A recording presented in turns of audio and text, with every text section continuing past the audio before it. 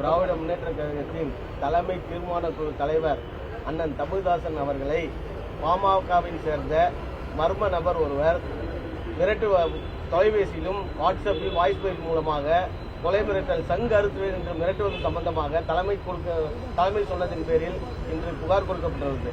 அது என்ன மிரட்டினார் என்பதை அண்ணன் திராவிட முன்னேற்ற கழகத்தின் தீர்மான குழு தலைவர் அண்ணன் தமிழ்தாசன் அவர்கள் கூறுவார். கடந்த 2 நாட்களுக்கு முன்னால் 30ஆம் தேதி வெளியூர் சென்று விட்டு ரயிலில் திரும்பி கொண்டிருந்தேன். சென்ட்ரல் ரயில்வே நிலையம் நெருங்கும் போது அப்பொழுது ஒரு போன், அதாவது பெரம்பூர் அப்படி வந்துக்கிட்டு அந்த நேரத்தில் வந்திருக்கையில் ஒரு போன் வந்தது. யார் என்னன்னு கேட்டேன். அவங்க பேரை சொல்லலை, நீங்கள் யாருக்கு ஃபோன் பண்ணுறீங்களோ அதையும் சொல்லலை. நான் கடலூர் மாவட்டத்தை சேர்ந்தவன், ஒன்றிய செயலாளர் அப்படின்னு சொன்னதுடைய எந்த ஒன்றியம், உங்கள் பேர் என்ன என்றெல்லாம் நான் கேட்டபோது எதுவுமே சொல்லலை. அவர் மிரட்டுகிற துணியில் பேசினார். ராமதாஸ் அவர்களை பற்றி பேசக்கூடாது, பாமக தலைவர் ராமதாஸை நீங்கள் பேசவே கூடாது என்று அச்சுறுத்துகிற வகையில் அவர் பேசினார். அடுத்து நான் அந்த போனை பிளாக் செய்துவிட்டேன். வந்து இறங்குகிறேன். ஒரு 10 நிமிடத்திலே மறுபடியும் போன் கால் வருகிறது. வேறொரு போன்லேருந்து வருது. அந்த போனை என்னன்னு பார்த்துட்டு யாரோ சொல்லிட்டு இறங்குற அந்த அவசரத்தில் அப்படியே வந்துட்டேன். அதே போனில் மறுபடியும் தொடர்பு கொள்றாரு. 3 முறை தொடர்பு கொள்றாரு.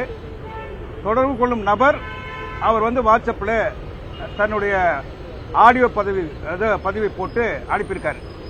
அதில் என்ன சொல்றாருன்னா, நான் பாமக காரன், ஒன்றிய செயலாளர், நீ எங்கே இருக்கிறாய், உன் அட்ரஸை சொல்லு, நான் அங்கே சந்திக்கிறேன், இதுதான் உனக்கு முற்றுப்புள்ளி, உன் சங்கை அறுத்து விடுவேன் என்றெல்லாம் சொல்லி பாமகவை பற்றி பேசாதே, எங்கள் கட்சியில் இருக்கக்கூடிய வேல்முருகனே அவர் சென்று அவர் மௌனமாக இருக்கிறார், இது போல எந்த விதமான பேச்சும் பயமில்லாமல் பயந்து அவர் இருக்கிறார் என்றெல்லாம் சொல்லி அதை குறிப்பிட்டு அதை சொல்கிறார்.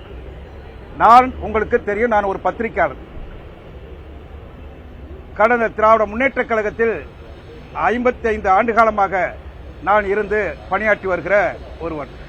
எழுத்தாளராக, பேச்சாளராக, தொலைக்காட்சி உங்கள் போன்ற ஊடகத்தில் பேசக்கூடியவனாக, விவாதங்களில் பங்கெடுக்கக்கூடியவனாக, நாடு முழுக்க சென்று இயக்கத்தை வளர்க்கக்கூடிய மேடை பேச்சாளராக, நூல்கள் எழுதியவனாக, வழக்கறிஞர் தொழிலில் ஏறத்தாழ 20 ஆண்டுகளுக்கு மேலே இங்கே இருக்கக்கூடிய சென்னை உயர்நீதிமன்றத்தில் வழக்கறிஞராக, நூலகக்குழு உறுப்பினராக, தமிழ் அறிஞராக இருந்து செயல்பட்டு வரும் திராவிட முன்னேற்ற கழகத்தின் ஒரு சாதாரண தொண்டல் என்று கூட வைத்துக் கொள்ளலாம்.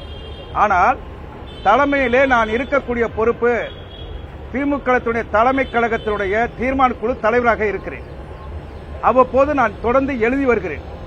நாட்டிலே நடக்கக்கூடிய நிகழ்வுகள் குறித்து, அன்றாட பிரச்சனைகள் பற்றி அலசி நாகரிகமான முறையில் பேசுவதும் எழுதுவதும் நான் தொடர்ந்து செய்து வருகிறேன்.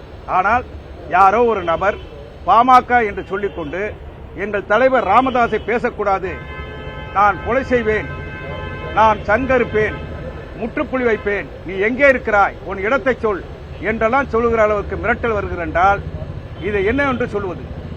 ஆகவே இதை பற்றி கண்டுபிடித்து மறைந்து இருக்கிற அந்த நபர் யார், அவருடைய போன் நம்பர், என்னிடம் தொடர்பு கொண்ட அந்த செல்பேசி எண், வாட்ஸ்அப் கால், இவை இரண்டையும் இங்கே ஆணையர் அலுவலகத்திலே தலைமையினுடைய அனுமதி பெற்று ஆணையர் அலுவலகத்திலே புகார் கொடுக்கப்பட்டிருக்கிறது. காவல்துறை ஆணையரிடத்திலே அந்த புகார் முறைப்படி நடவடிக்கை எடுப்பார்கள், சட்ட நடவடிக்கை எடுப்பார்கள்.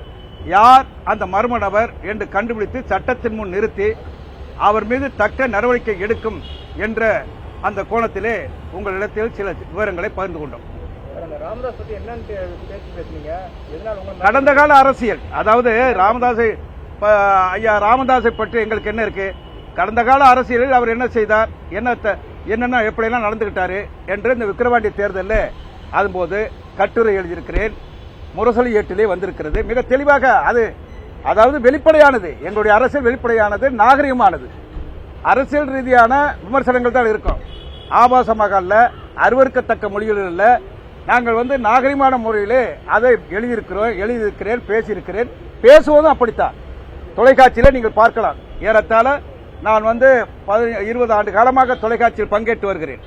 அப்படி பேசி வருகிறதும் மேடைகளிலே கூட பொதுக்கூட்டங்களில் பேசுகிறது கூட நாகரிகமான மொழியில் அப்படித்தான் நாங்கள் பேச அரசியல் நாகரிகம் கருதி எங்களை வளர்த்தவர் அண்ணா அப்படித்தான், கலைஞர் அப்படித்தான், தளபதி அப்படித்தான். அந்த அடிப்படையிலே நாங்கள் பேசி வருகிறோம். எந்த விதத்திலும் ராமதாஸ் அவர்கள் ஐயா சொன்னதை அவர் என்ன சொன்னாரோ, எப்படி செய்தாரோ, அரசியலில் எப்படி வந்து நடந்து கொண்டாரோ, கடந்த கால அரசியலை குறிப்பிட்டுத்தான் சொல்லியிருக்கேன் ஒழிய அது கூட என்ன என்று அந்த நபர் சொல்லவில்லை. என்ன பேசணும், எதை பற்றி நீ பேசுகிறாய், ஏன் நீ எங்கிருந்து பேசுகிறாய், உன் பேர் என்ன என்று அந்த விவரம் தரல, எதுவுமே தரல. சரி, நீ யாருக்கிட்ட பேசுற, யாரு உங்களுக்கு வேணும் அப்படின்னு என் பேரை சொல்லுவாரான்னு பார்த்தா அந்த பேரையும் அவர் சொல்லல. இதுதான் நடக்குது.